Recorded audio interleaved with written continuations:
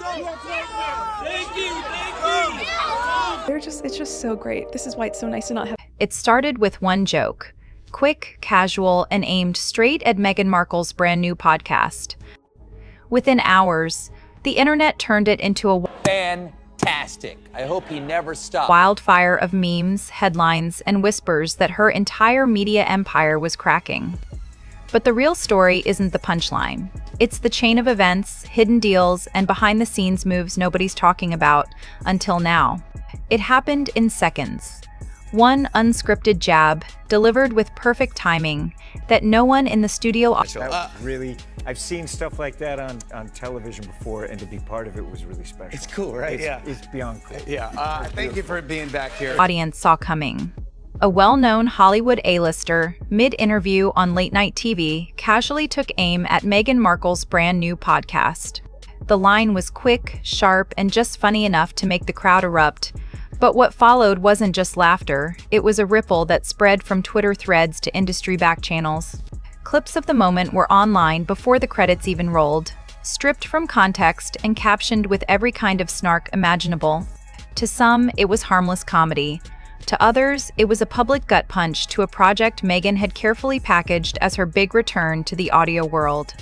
And while no official source ever confirmed the full exchange, that didn't stop the internet from running with it. Because the joke didn't just land, it tapped into a suspicion that had been building for months. By morning, it wasn't about the guest who said it. It was about the idea that maybe, just maybe, Meghan's latest venture wasn't connecting the way her team hoped. And if that was true, the cracks might be a lot deeper than anyone realized. The buzz started weeks before the first episode ever dropped. Meghan Markle's Confessions of a Female Founder was rolled out like a prestige TV drama, slick trailers, high-gloss branding, and a partnership with Lemonada Media promising intimate, unfiltered conversations with women breaking barriers. The marketing leaned heavily on empowerment language, positioning Meghan not just as a host, but as a fellow founder sharing the struggles and victories of building something from the ground up. When launch day arrived, the podcast didn't just appear. It debuted with a full-scale push. Social feeds lit up with curated clips, celebrity shout-outs, and polished stills from recording sessions. The first episodes featured high-profile guests, the kind you'd expect to see on Oprah's couch or a Netflix special. For a moment, it seemed like the formula was working. Confessions shot up Apple's top shows chart, cracking the top tier in multiple countries. But that early momentum was driven as much by curiosity as by content. Loyal supporters tuned in because they wanted to see what Meghan would do next. Skeptics tuned in to see if she could prove them wrong. It was the kind of debut that made waves quickly, but also set an impossibly high bar for what came next. For a brief moment, it looked like Meghan had nailed it. Confessions of a Female Founder was riding high top chart positions, glowing launch day tweets, and a wave of media coverage framing it as her big audio comeback. But podcast charts are a tricky game. They reward launch week hype, then settle into a rhythm based on actual listener retention. And that's when the reality check hit. By week 2, the show's ranking began slipping. Not a free fall, but enough to notice. The novelty wore off. Casual listeners drifted, and the buzz that had powered those first-day spikes started fading. Curiosity clicks were no longer enough to hold people in. Now it came down to whether the content could hook them back for episode 2, then 3, then 4. What made the slide stand out wasn't just the drop itself. It was the speed. In an industry where organic growth is slow and sustained, a rapid climb followed by an equally fast descent raises questions. Was this simply the natural settling of launch hype, or was the audience already losing interest in the story Meghan wanted to tell? The next wave of reactions would make that answer uncomfortably clear. The first signs of trouble didn't come from anonymous comments or gossip columns. They came from the critics. Within days of launch, respected outlets began weighing in, and the headlines weren't kind. The Guardian branded the series sycophantic and stomach-turning, while The Standard dismissed one early episode as a string of bland platitudes wrapped in corporate speak. These weren't throwaway blog posts. They were sharp, concise takedowns from platforms that had previously given Meghan sympathetic coverage. What stung even more was the consistency of the feedback. Across multiple reviews, one word kept surfacing: authenticity, or rather, the lack of it. Listeners expecting raw, vulnerable conversations instead found tightly controlled narratives carefully edited to protect the brand. For some, it felt less like a window into the struggles of female founders and more like a polished PR campaign dressed up as empowerment. And in the era of podcasting, where intimacy and unscripted honesty are what keep audiences coming back, that kind of perception is lethal. The praise that Confessions of a Female Founder did receive was drowned out by a growing chorus pointing out the same flaw. Suddenly, Meghan wasn't just fighting to sell her show, she was fighting to convince people it was worth their time at all. When Confessions of a Female Founder hit the airwaves, it wasn't just any new show. It was Meghan's first big audio project since her very public split with Spotify. The end of Archetypes had made headlines in 2023, with Spotify's own CEO, Daniel Ek, admitting the series hadn't left consumers very happy. Behind the scenes, the disappointment was even louder. Bill Simmons, one of Spotify's top podcast executives, flat out called the couple effing grifters on his own show, a remark that ricocheted across the industry. Those comments didn't just sting, they set the tone for how Meghan's next move would be judged. She was now stepping back into an arena where the last round had ended in a very public loss, and the stakes had quietly doubled. Listeners weren't just asking, "Is this good?" They were asking, "Is this worth millions in production deals?" That meant Confessions wasn't launching into a clean slate. It was carrying the baggage of Archetype's mixed reception, the weight of a failed multi-million-dollar partnership, and the shadow of industry insiders openly questioning whether Meghan understood how to create content that kept audiences coming back. All of that history shaped how critics, fans, and even casual listeners would interpret every single episode. If you only followed the headlines, you'd think Meghan's brand was in free-fall projects, stalling, partners pulling away, and audience trust evaporating. But behind the noise, a different story was quietly taking shape. Just months before Confessions launched, Netflix renewed its multi-year partnership with Arkwell Productions, locking in more documentaries, specials, and scripted work. That's not the kind of move a billion-dollar streamer makes with someone they think is radioactive. And it wasn't just paperwork. There was tangible momentum.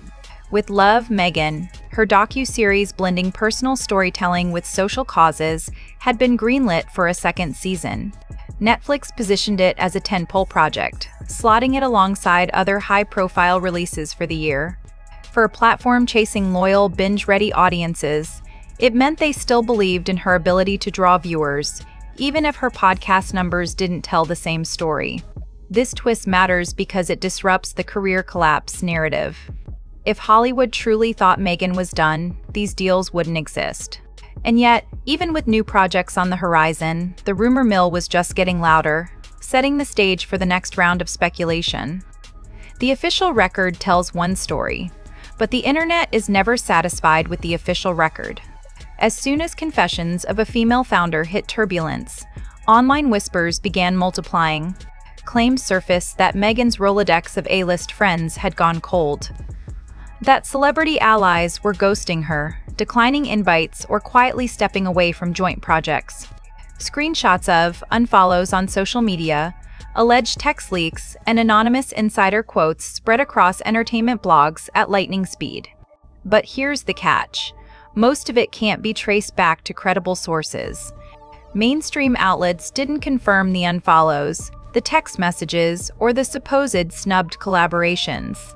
Even the juiciest rumor that a top artist's team turned down an Arkwell pitch comes from entertainment gossip pages with no verifiable documentation. These kinds of claims travel fast because they feel believable in the wake of public criticism, but that doesn't make them facts. Still, perception matters. Whether or not the stories were true, the constant drip of rumor headlines sped the idea that Meghan was being iced out of the very circles that once championed her. And in Hollywood, where image can shift on a single viral moment, that perception can be just as damaging as reality. The question now wasn't just what's happening. It was who's still standing beside her and who's quietly stepping away.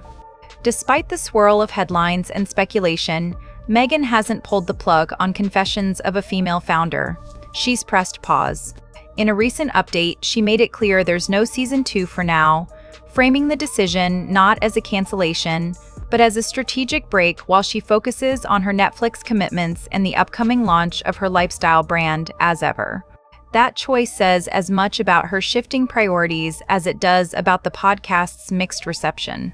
In today's media landscape, a hiatus can be both a retreat and a reset. It gives space for the noise to die down, for creative teams to reassess, and for new projects to take the spotlight.